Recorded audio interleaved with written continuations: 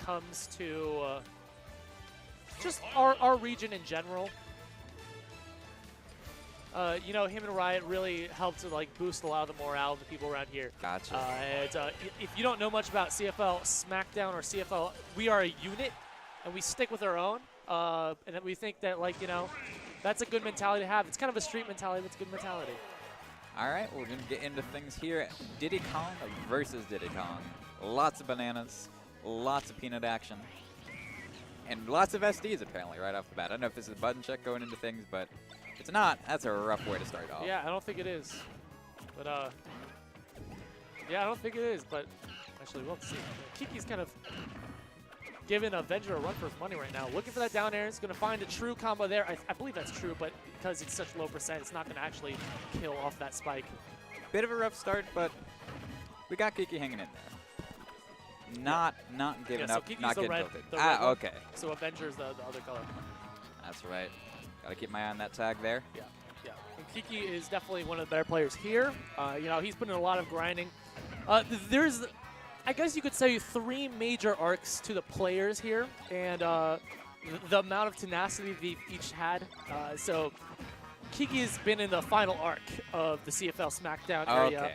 I would say he kind of started at the second arc and then went into the third arc, and I'm going to explain that. So the first arc would be Street Shark GDX kind of ran things. Dyer started coming up, but before Dyer came, there was Prince Ramen, and those 3, including Poltergust, were kind of like some big gatekeepers around here, just in Orlando in general.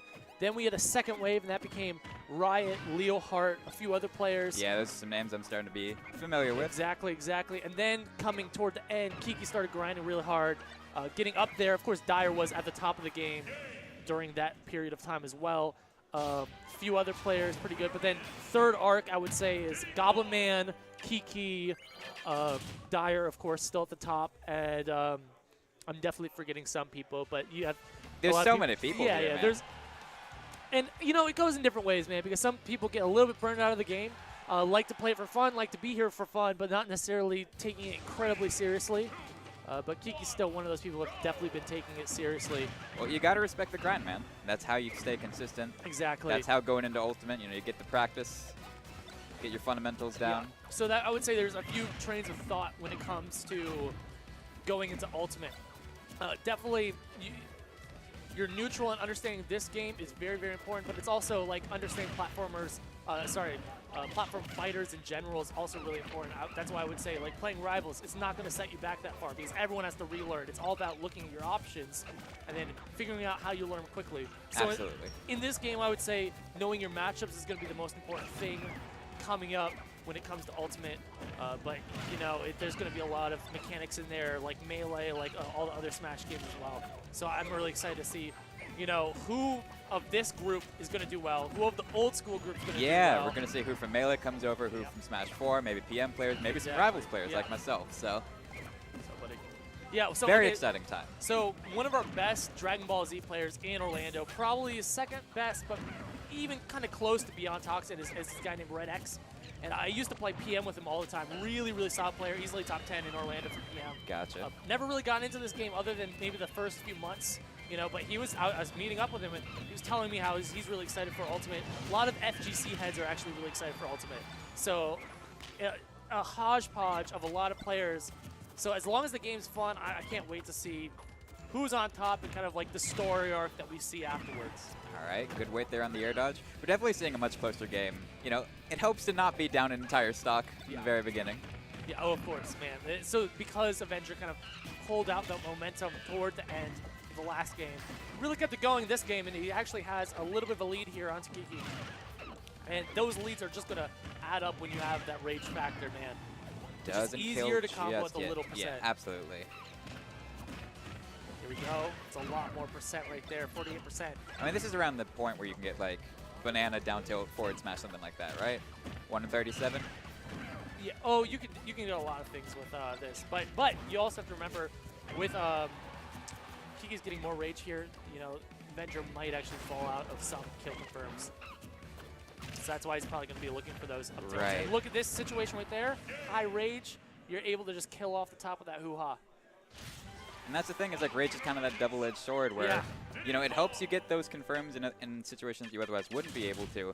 But if you're going for like a throw confirm, something like that, it'll just put them just out of range of what you're used to. Yeah, it's really hard to learn Rage because it's more of a feel. It really is more of a feel.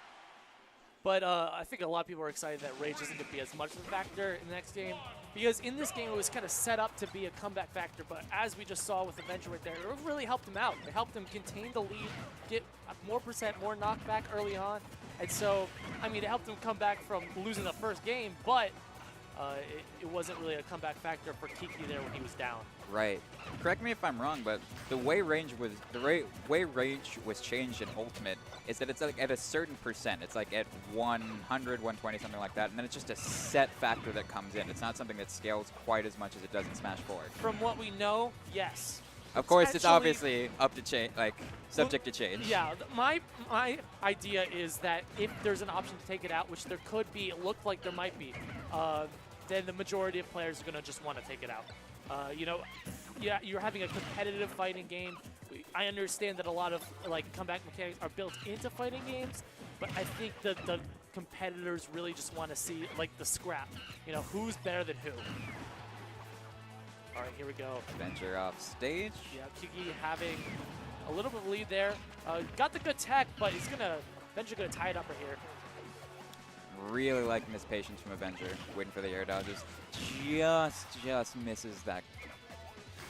Yeah, so unfortunately Kiki kind of overextended near the ledge, and we just saw Avenger do the exact same thing. Both of them taking a lot of percent for it, but unfortunately Avenger actually losing his stock for it. So now we're going to see what Kiki does with this Rage advantage. Look at him just playing neutral right here, kind of feeling each other out. Diddy Kong, a very ground-based character. You're really going to see mostly just the aerials coming out when it comes to landing with back air or forward air like that. Yeah, we're seeing a lot of aggression, too. Kiki's in a position where they don't really have to go super aggro. You know, they have the percent lead. They can kind of play it safe and wait for Avenger to approach. But that's not how Kiki plays. Yeah, Kiki so he's being very active. Yeah, absolutely. Yeah, so it's really important in, I would say, all platform fighters. Here we go, forward throw. I think that might kill him. Oh, very close. Yes, very close. Right there. But yeah, what I was going to say was being a very active player in these fighting games, even if it's uncommittal, is important, I would say. You see a lot of that with dash dancing, double jumps, just the movement, the rolls in this game. All right. Forced in the corner for now. Yeah, Avenger kind of just taking the middle of the stage there, finding that control. I like that. Kiki tried to bait him out with something. Finds the grab here, waits, finds another one. This might be a kill. No, not yet. A little bit more percent, then we can see that start to confirm for a kill. Definitely because there was no Rage there as well. Finding the command grab here. Avenger looking for something, finds another one. He's going to grab the banana, maybe? No, just kind of keeps it behind him in case he needs it for later, which he did right there. Not able to pick up that second banana, though. Both of them slipping a little bit. Ooh, not going to confirm. Doesn't connect. Yep, just a little too far. Kiki was not able to run up more as well because it was off the stage. Both of them just kind of waiting it out. Yeah, waiting in shield with banana. It's a classic Diddy Kong thing right there. And they're both around kill percent to, you know, certain confirms. Yes. So they gotta keep their eyes open. So can't get hasty. I'm not sure. I think banana forward smash might kill on like Kiki might die from that, but I don't think he'll die from up smash quite yet. He might now, but there, I think that's... We saw some sparks, but not enough just yet. One more will do it. Going super low for Gotta be careful, man. Yeah. Oh, when he runs into the banana, doesn't end up getting killed for that. That was dangerous. Yeah, it's super lucky that they both like traded with their down tilt there. Down tilt coming out incredibly quick. Oh, that could be it. No, we no, got no, some, not hits. Right. So one thing that's kind of weird though, not many people talk about. Great, yeah. That's classic Diddy Kong, high level player right there. One of the things that people don't really talk about a lot is multi-hit moves do almost minimal knockback depending on if you get all the hits or not. So if you have a multi-hit move, even if you get the last hit, which is usually the one that sends it the farthest, you won't get that full scale knockback. And so that's really important. It's really unfortunate for some characters, but we'll have to see, you know, if that continues on in the other Smash games. I think it's in all the Smash games. I'm not quite sure how many multi-hit moves are in. Especially when you add something in like SDI, though. That can be really rough if you have, you know, someone at that high percent, you're